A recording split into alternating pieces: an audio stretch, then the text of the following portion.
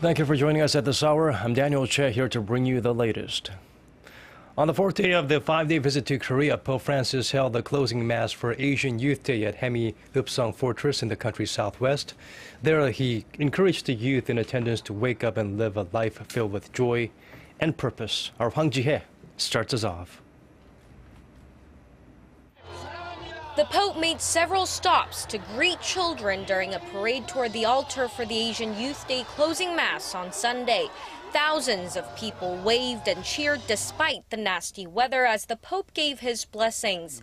In the homily, he asked young Catholics to stay awake, saying that no one who sleeps can neither sing, dance, nor rejoice. It is the duty to be vigilant, not to allow the pressures, the temptations, and the sins of ourselves or others to dull our sensibility to the beauty of holiness. Around 45,000 people, including 6,000 young Catholics from 23 Asian countries and Asian bishops, attended the Mass at Haemi Fortress, where thousands of Korean Catholics were brutally executed in the 1800s. The Mass proceeded in many languages, including Indonesian, Japanese, and Korean. It was an unforgettable day for many of the participants. In between, there was one part where he said, do not be afraid, be brave. And at the end, he said, Asian youth, wake up. You know, that really puts a lot of energy. I feel blessed and honored, of course, to be part of this big event. It is a once-in-a-lifetime chance to meet the Pope and also to meet other young people in Asia. Asian Youth Day is a gathering of young Catholics where they can explore and renew their faith. The first one was held in Thailand in 1999. The sixth Asian Youth Day that took place here in Korea was the first to be attended by the Pope. The seventh Asian Youth Day will take place in Indonesia in 2017. Hwang Ji-hye, Arirang News, Seosan. And earlier in the day, Pope Francis baptized one of the victims of April's ferry disaster. The man was given the Christian name Francis after the pontiff himself. Our Park Ji-won tells us more. The father of a student who was lost in April's ferry disaster was baptized by the Pope on Sunday morning. 56-year-old Lee Ho-jin, whose son died when the Seoul ferry sank, had asked the Pope baptize him, and the Pope granted his wish. This is the first time in 25 years that the Pope has baptized a Korean member of the laity since 12 Korean Catholic youth were baptized by Pope John Paul II in 1989 during his visit to Korea. The new Christian name that Lee received was Francis after the Pope himself. He was very happy to receive from the Pope the baptism and his name. So that for the Pope this was really a great joy, because this was not in the program of the visit to Korea to give a baptism, but this was a surprise, a occasion that was inspired by the Holy Spirit, I think. Lee, who has been attending a Catholic church for the last 2 years, began a 38-day pilgrimage across the country after he lost his youngest child in the ferry disaster. He walked some 900 kilometers on foot carrying a cross. He met with the Pope during the Mass in Daejeon on Friday when he asked the pontiff to baptize him, and the Holy Father gladly accepted his wish. Later on during the fourth day of his visit, Pope Francis met with dozens of bishops from Asian countries. During the meeting with regional Catholic leaders in Asia, the pontiff stressed the importance of genuine dialogue based on empathy in a truly contemplative spirit of openness and receptivity to each other. He also expressed his wish to engage in further dialogue with some Asian countries with which Vatican does not yet have a full relationship. On the last day of his 5-day visit to Korea, the Pope will meet with religious leaders from other faiths, including Buddhist and Protestant, before presiding over a Peace and Reconciliation Mass at Myeongdong Cathedral in Seoul. Park Ji-won, Arirang News. Shifting our focus to our unstable neighbor up north, North Korea has threatened merciless preemptive attacks on the south ahead of an annual military drill between Seoul and Washington that starts Monday. South Korea's Joint Chief of Staff said Sunday the drills will go forward as planned and that the military will respond firmly and without hesitation if the North fails to heed Seoul's warning and engages in any form of provocation. The annual 4-day Ulchi Freedom Guardian, or UFG, exercise starts Monday and involves some 480 public servants.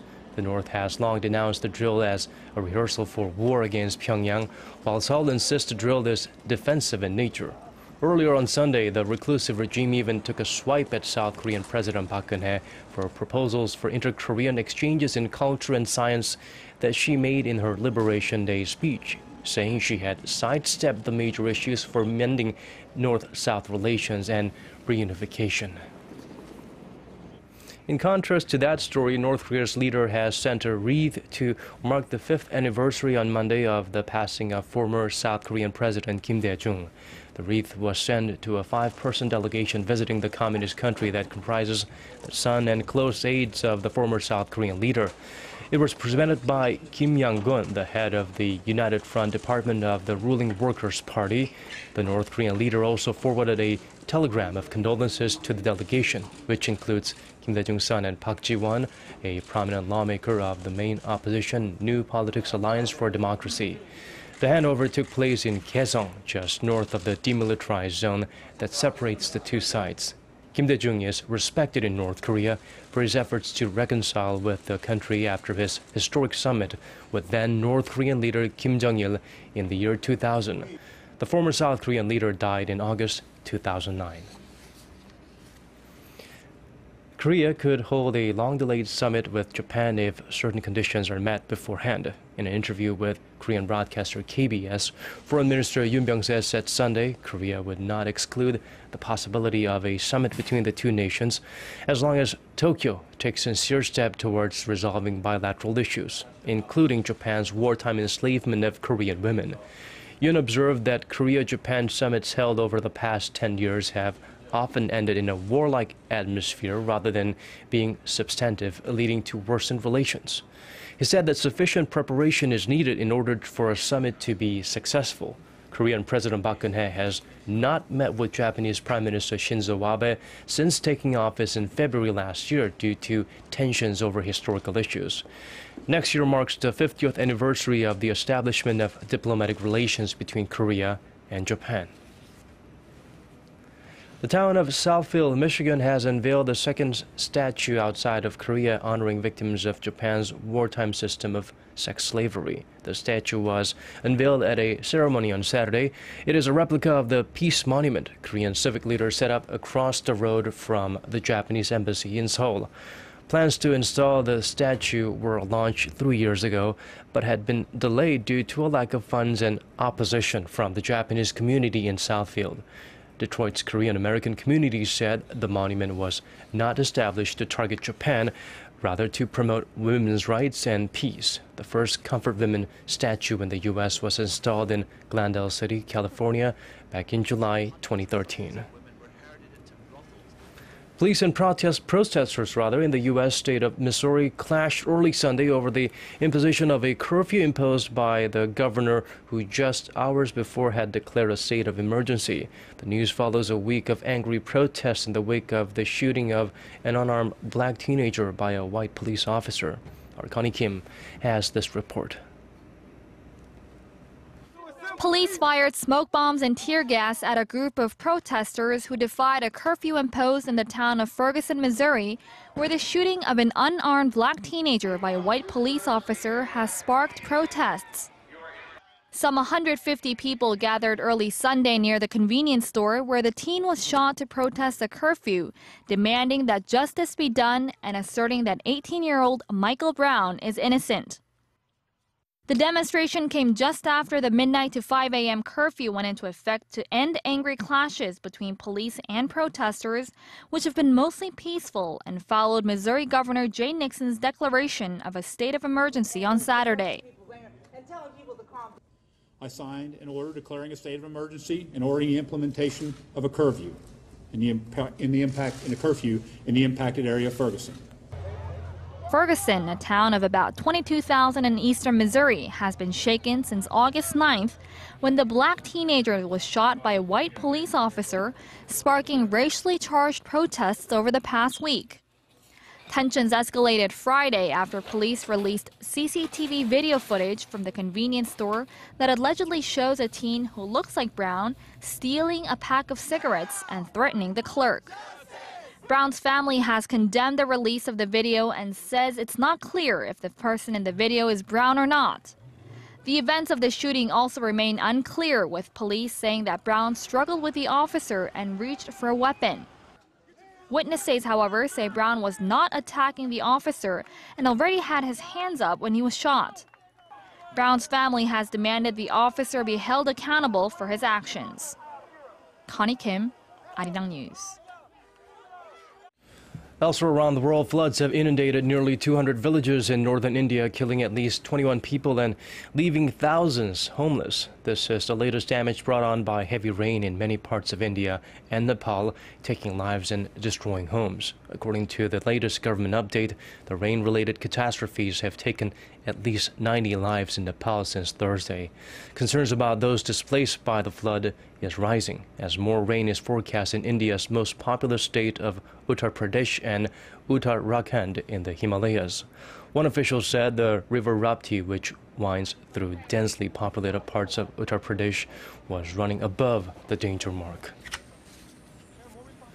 Otherwise, it was a rather rainy Sunday here in Korea, but the skies cleared up just in time for the special mass presided over by Pope Francis. The rain is expected to continue through Tuesday. And now let's take a look at the weather conditions in your neck of the woods and around the world.